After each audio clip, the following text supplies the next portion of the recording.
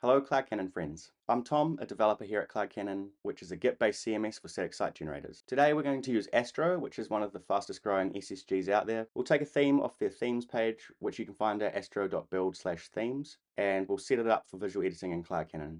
There's a lot of great themes there, including many free ones, so be sure to go have a browse if you're interested. We're going to take one of those themes from where it is now with no notion of CloudCannon at all to being set up to visually edit on CloudCannon. There will be a Git repository with all of the Git history of the steps I take in this video and also any preparation work that I've done before the video. You can see that Git repository linked down below in the description for this video. I've actually already started using our configuration mode in CloudCannon to start configuring the site a little bit for CloudCannon. If you're interested in that, you can check that out in a previous video I will link here. And before I even started that video, I also did a couple of things to help our demos run a bit smoother, which was to download any images on the site so that they live in the repo rather than coming from an Unsplash URL. And I removed a couple of little things that were expensive for build times but had no bearing on visual editing or configuring CloudCannon for editing. The only other prep job I did before the video, which does have some bearing on visual editing in CloudCannon, is to separate out a couple of the .astro files in the project into markdown files that couple with a .astro layout that I've created. So in other words, I've separated out the content and the logic to display that content from one file into two separate files. I will call those out as I get to them, and I'll explain any prep work that I've done to get them to that point. And again, if you are interested in seeing any of these setup steps that I've taken, they'll also be included in the Git repository that I've linked down below. Let's get into it. Okay, so we've just finished our first onboarding guide. We're back in our dashboard now. We can move on to our next guide. To set up visual editing, we can go to our guides tab up here and set guide to active. This will make it show up in our summary, our default screen of the dashboard. And it looks like the first step is we need to configure our build because our site hasn't actually built yet. CloudCannon will pick up some suggestions and they all look good to me, so I'm going to use those. I'll preserve node modules between builds, and I actually know that one of the packages on my site needs a higher version than Node 18, so I'm going to use Node 20, and none of these other ones actually apply to my site, so I'm not going to worry about them. Cool, so our site is building for the first time now. We could go to this modal if we wanted to look at our build, or we could go into our builds tab up here as well. And it looks like our site has completed a successful build. We can see this unique cloudvent.net address that CloudCannon has given us as our placeholder URL. We can click into that and see our live site. So this is really on the internet. Anyone could visit this address, although it's not indexed by default by search engines. Let's mark that step as complete. This next step, we need to confirm that the pages are outputting as we'd expect. So at this step, I think it's a good idea to come and set up some config in our pages collection. So I'm going to again go back to this toggle configuration mode, but this time go to advanced. I want to add a URL for this collection. So this just tells CloudCannon where these pages are going to be built. And I know it's going to be full slug, which is one of our placeholders that you could look up in our docs. And I want this to always open in the visual editor, so I'm going to put that as our top enabled editor. I'll turn that off and save that. Now that we have our URLs configured, you can see our pages are actually being picked up properly now. So CloudCannon was obviously having trouble detecting a couple of our pages in our pages collection before, but now they're fine, and you can see that with the preview has also come up.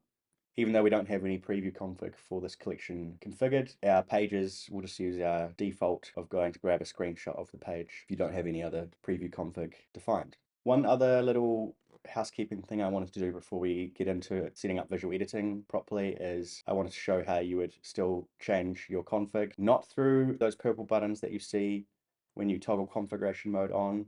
You can also just add YAML to your configuration file like you always could. What I want us to come and do is change this default that's given me to public/images, and that will just be where image inputs open by default. So I'm also going to save that. I'm going to mark this step as complete now. Now we're on to the setting up visual editing section of this guide. We'll start with source editable. I've decided to edit this with a source editable because it's predominantly text amongst this HTML that could be represented in a rich text editor.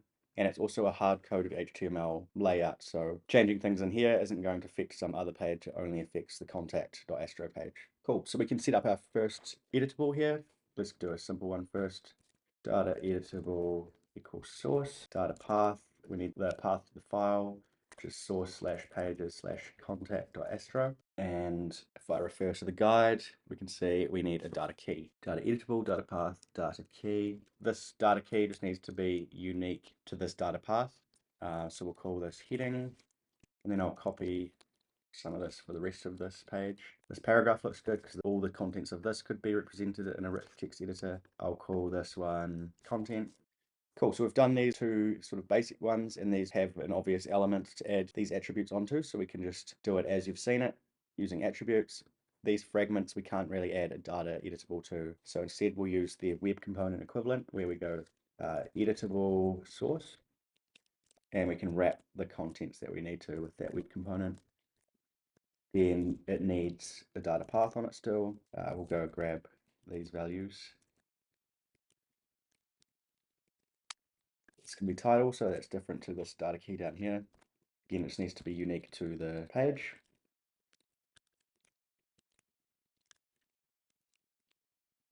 We'll close the editable source there, and then we'll make this description disk. Cool, so we can save that, and if I've typed everything correctly, this should mean that we can navigate to our contact page, and the parts of the page that we've tagged with editables should be editable in CloudCannon. Our build's finished. We can go back to that page in the visual editor this time, and we can see yellow boxes around all the places that we added editable sources to. So we could add stuff here. We are here to help, and we could even add some formatting if we need. And then we can see what's really happened is we've added these to the code themselves. So there's the exclamation mark we added, and here's our formatting of the bolds that we added. So what's happening in here is it's basically taking the contents of this element, making those contents a rich text editor. We make our changes and then saving the contents back to the contents of the element in the HTML. We can change the formatting options that come up in these rich text editors just through our normal editable syntax, which you could look up on our docs. You search _editables, you'll be able to see rich text editor reference and a whole bunch of options for what should show up in these toolbars in the app here. Hi, Editor Tom jumping in here. I've noticed a small mistake as I'm editing this video, which is that these editable sources are outputting this content in p tags, which is not really what we want. We just want them unwrapped like this. This is because we're using an editable source web component. So CloudCannon is not really able to detect what element we're on like it can with these ones. It detects we're in an H2, realizes any edits we want. We probably don't want to drop a whole new P in here. We just want to keep it inline in the element. So to control that, you can come to our docs, configure text editable regions, and read about these WYSIWYG toolbar formatting options. And we need to add a data type attribute. So span for plain text, text for paragraph level rich formatting, or block. What's happened for us is at the moment, these ones have got the correct default of type text because we want these to be sort of inline. So we need that for these, which are not getting default properly. At the moment, I think they'll be using this when they should be type text. And we'll also just unwrap them while we're here. And this needs a data type text as well. All right, thanks. Back to the video. So let's save those changes and see that affect a real site just to prove that it's doing something. So saving this, we'll save that back to our repo, and it will also update our live site. So our build's finished. We can hit refresh here, and I can also hit these three dots and go to the open URL, and we can see all our changes here. We've fixed the typo, added an us, some formatting. Okay, the next section that would be cool to add editing to would be the blog collection. You can see by default the blog collection is opening up in this content editor still. So I'm going to do something similar I did for the pages collection, and I'll add a URL here. So now it wants to go to blog and then the slug of the page.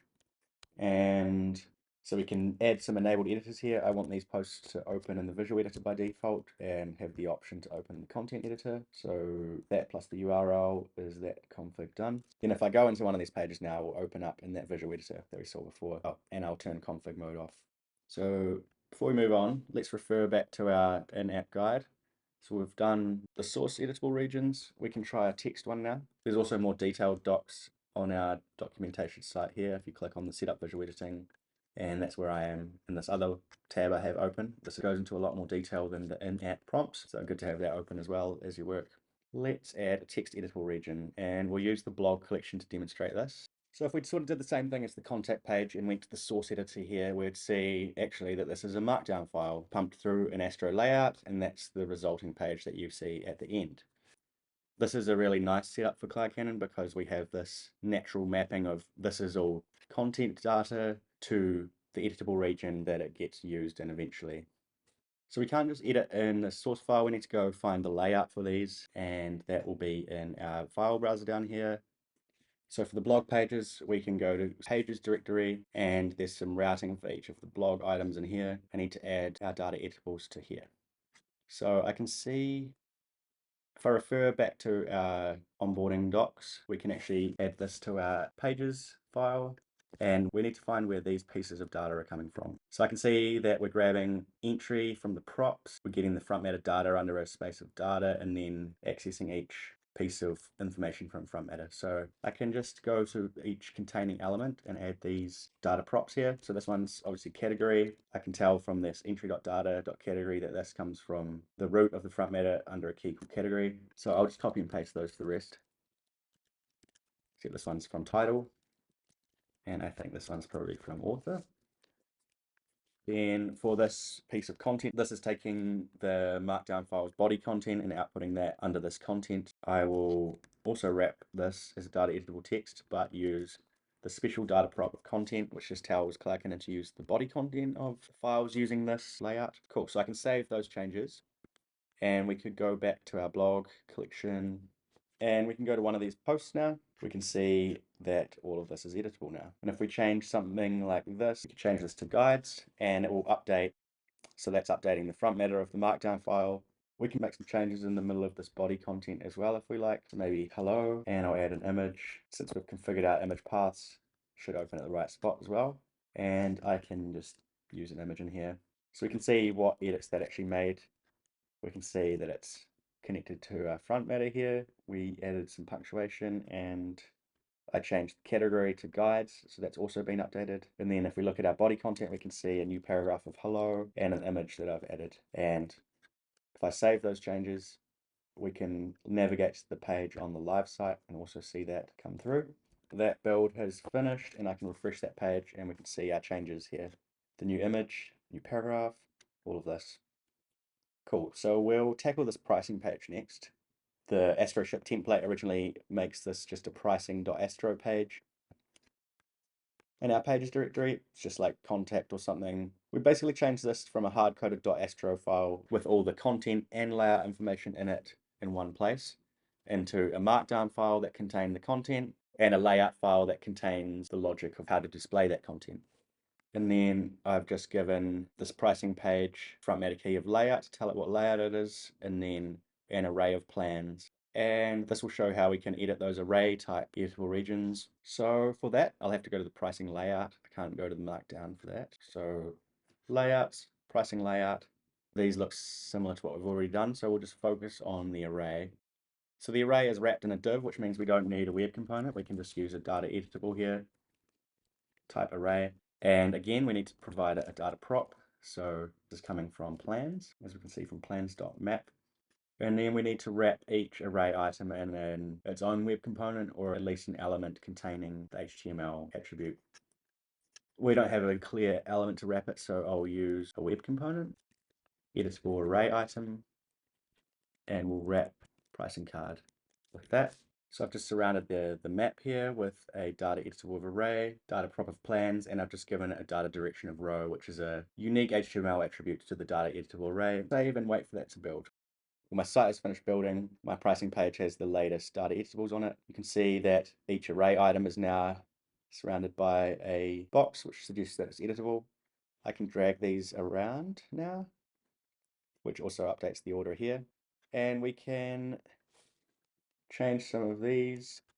They won't update live though. So we could technically edit things in here, save and rebuild, and they would be updated. But to get visual editing, we also need to nest some more data editables inside of each of these array items. So at the moment, we can control each array item at kind of the root level and drag them around and stuff. But to edit inside, we can nest data editables inside there. So let's do that. I'm going to discard my changes because I've just moved a bunch of stuff around. I'm also going to hide this layouts while I remember because it's annoying me. I just want it hidden. And we can see that we want to edit inside of this pricing card component. So we need to find that. We can find this pricing component in our file browser. And inside here, I can sort of just do something that would look pretty familiar by now. I'll go data editable. It's going to be a text one. And data prop from name. So this just works from the root of each array item. This one's a little bit more complicated. You can see that there's some conditionals in this templating. Luckily, we can also do that with data editables. So we can add a data editable text here again. And then the data prop can just take this templating. So these are just HTML attributes with templating, so they're very flexible with what you can do in terms of setting up your editable regions. Sweet, we have an array here, so we can show how to do another array. Data editable. This comes from features, as we can see from plan.features. And this time there is an element wrapping each array item, so I don't have to use a web component. I can just use a HTML attribute that says that this is an array item. And then inside the array, I want to make this a data editable of text, so we can edit it. And the data prop, since we're just using the whole array item, we can just leave the prop as empty here. There's no nested item inside of item to get. If we save that now, and we go back to the pricing page in the visual editor, we can see that the contents of these are also now editable. We can also drag them around, and then all these data editables text inside, we can change these, see them update live. We can also add a new list item here. So let's say we want to add CloudCannon integration, and we'll put that at the top. And that's obviously an enterprise feature there, which we could also edit the price. So let's save that and see if that actually affects the live site.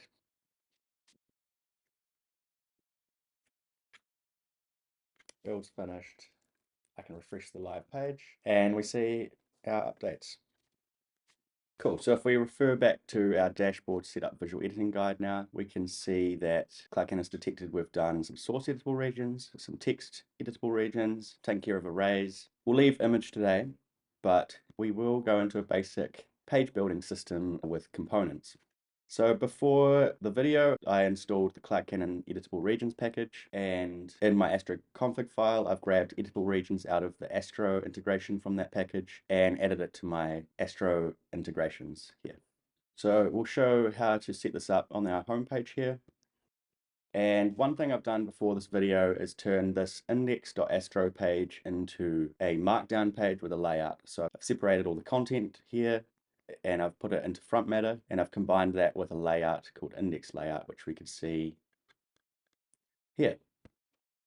Just what you can see what index.astro looked like before it was this. So this is our old index.astro file, which I'll just comment out. We can look at that as a reference. I moved the imports into this layout. I added all of those components that we've imported into a variable called components.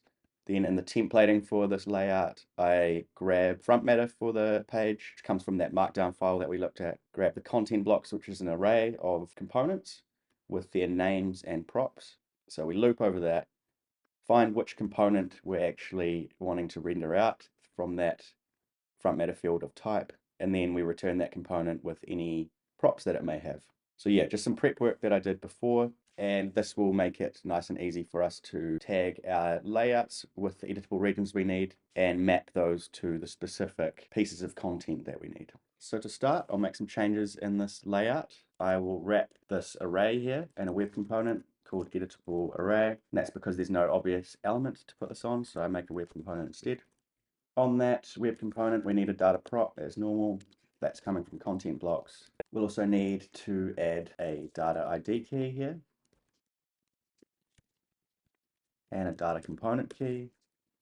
They'll both just use that type key that was defined in that front matter array for each component. So the data component key is used to determine which of your registered components to use to render an array item. And we haven't registered our components, but we will do that in a second. And our data ID key is used to determine what type of item an array item is. So it will generally match the ID key from your CloudCannon structure if you're familiar with that. In that sense, it allows us to map the array item back to the original structure value. And then for each component here, we will add an editable array item. And again, this will be a web component because we don't have an obvious element to add an attribute to. We'll wrap the component here.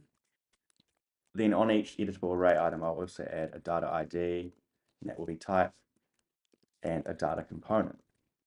The data ID will give each array item a unique ID, and that's used in conjunction with this data ID key of type. And the data component attribute tells CloudCannon which component should this editable array item reference from our registered components. So let's actually take care of registering those components. We can just add a script tag anywhere in our layouts, and we can add this conditional that just looks at the window object and checks for a prop of in editor mode. If this is true, we're in CloudCannon's visual editor, which means we can import this live editing file which we're about to create. So we can come to our file browser, go to utils folder, and I want to add a new file here, which I'm also going to rename straight away so that I get syntax highlighting, and we called it liveediting.js. Now it knows that we're in a JavaScript file. So to start, I can import this register astro component function from our Editable Regions integration. I can also import all the components that I want to use on my site. This will allow us to register them. You could also dynamically import a bunch of components here. And then this next part you would maybe do in a loop. But for here, we can just register them one by one manually. We'll register the name as CTA, and that comes from the CTA component here. We'll copy those. So we have the name that we're going to register under on the left, and then the component that we've imported on the right. We can save that now. Once we've saved, we can go back to our home page and wait for our build. Now page is refreshed now, and we can see that we have these yellow boxes showing up around our components. We can edit these components now. We can update them live even. I've added a color here, which is not styled, so it's not going to look great, but you can see how you would template in inline styles and use the props as the value of those styles. So you can change the order of them if you like, or you could do it up here. What would be better than just this modal though for the whole component is if we could edit these inline like we've seen with other text values on the site. And we can do that. We just nest some more data editables in our components. We'll just do hero today, even though you would do the same with these other features, logos, CTA component. We'll just show how you would go inside each component itself and add editable regions to the parts of the components that you need them. I'll discard those test changes I just made, and I'll find that hero component. Cool, so we're in hero.astro now, and we can come in here, add some data editables. Data prop would be heading here. Data prop is content here, not to be confused with at content, which is the body content of a markdown file.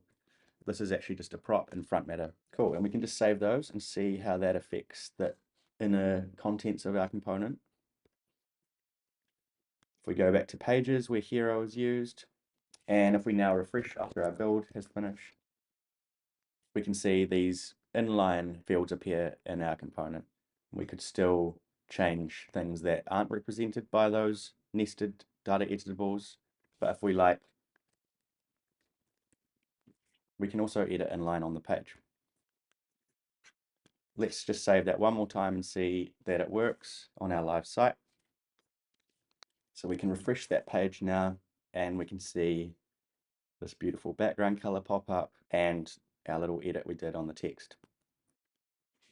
So you kind of have as much control as you want for which parts of each component you'd like editable. It's really up to you as a developer to shape your editor's workflow here.